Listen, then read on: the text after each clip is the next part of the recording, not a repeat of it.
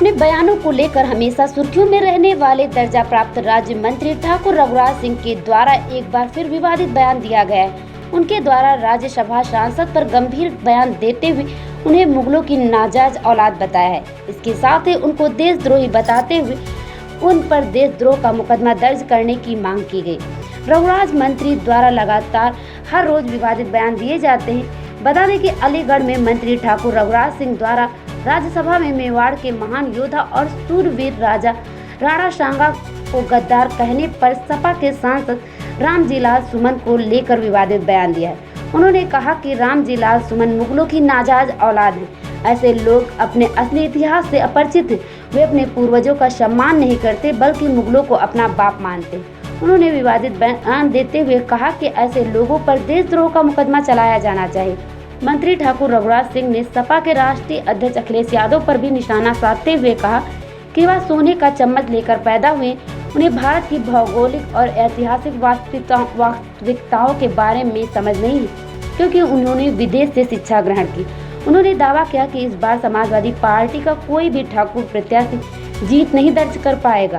रघुराज सिंह ने कहा कि यह अत्यंत दुर्भाग्यपूर्ण है कि सपा के सांसद ने महान योद्धा राणा सांगा के प्रति अपमानजनक शब्दों का उपयोग किया। उन्होंने कहा कि जो लोग ठाकुरों और रणबंकुरों के लिए अपमानजनक भाषा का प्रयोग करते हैं, उनका इतिहास स्पष्ट रूप से दर्शाता है कि वो किस मानसिकता के। उन्होंने यह भी कहा कि यदि उनका पूरा इतिहास खंगाला जाए तो यह स्पष्ट हो जाएगा कि वो मुगलों के वंशज हैं।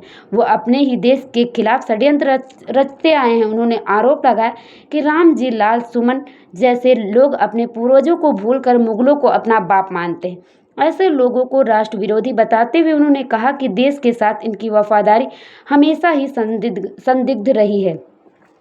उन्होंने कहा कि ऐसे लोग हमेशा से गद्दार रहे हैं, चाहे मुगलों का दौर रहा हो, चाहे अंग्रेजों का या फिर आज का समय हो।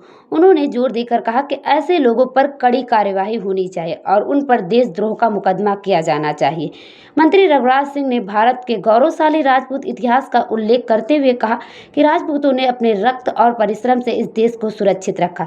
उन्होंने कहा कि जब जब देश पर संकट आया है, राजपूत योद्धाओं ने अपने प्राणों की आहुति देकर देश की सीमाओं की रक्षा की।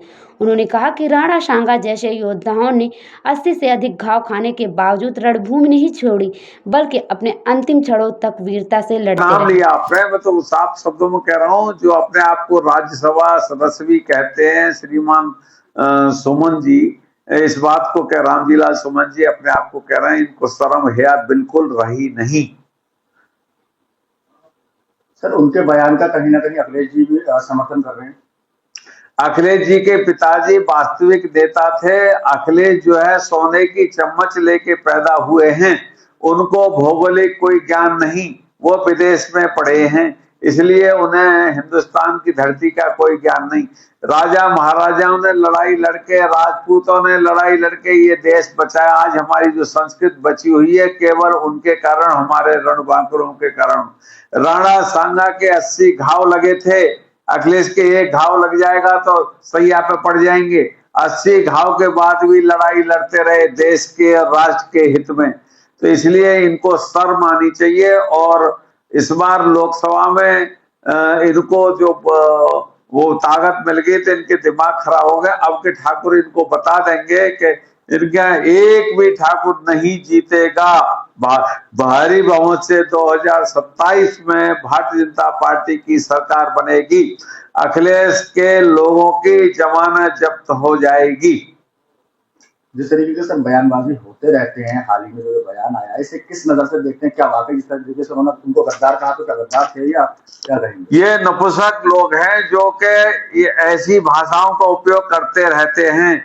ये ऐसे योद्धाओं के ब्राजील 19 बार आक्रमण अमेरिका ने किया। हमारे देश के राजपूतों की कहानी को पढ़ के वो कभी भी गुलाम नहीं हुए।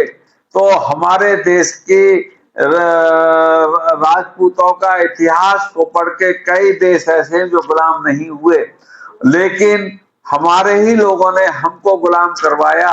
600-700 साल मुगलों के, 200 साल अंग्रेजों के। डिवाइड एंड रूल वाली पॉलिसी ये तब भी थे ऐसे नपुंसक और आज भी हैं। इसी कारण ये देशद्रोही हैं। इन पे देशद्रोही का मुकदमा चलना चाहिए। आपके माध्यम से इतना ही मेरा कहना।